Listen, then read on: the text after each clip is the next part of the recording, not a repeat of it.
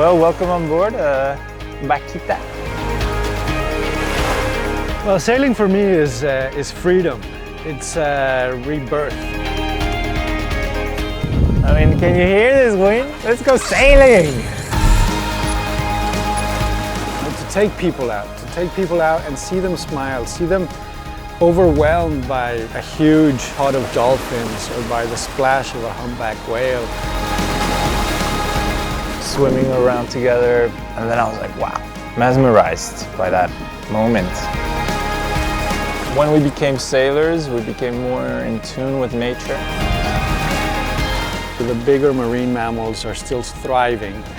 There is an unfortunate marine mammal up in the far north of the Sea of Cortes, which is in a dire state. Its population is just about extinct. And that's also the reason we have chosen to baptize this new vessel, the Vaquita. We chose Vaquita out of our love for the environment.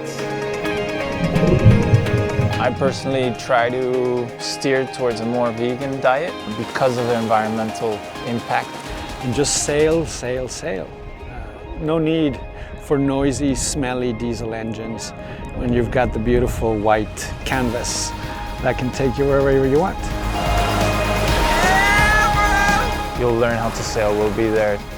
You'll be our crew. Obviously, you'll have the choice whether you just want to be sitting in the sun. I think children are great because they are the ambassadors of the future. I am fluent in French, English, and Spanish. So is my brother. It's my brother and I that are running this little show.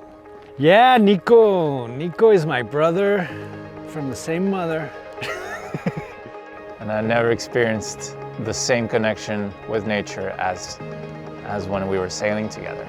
And we hope that more people will get interested and come join us for a sail.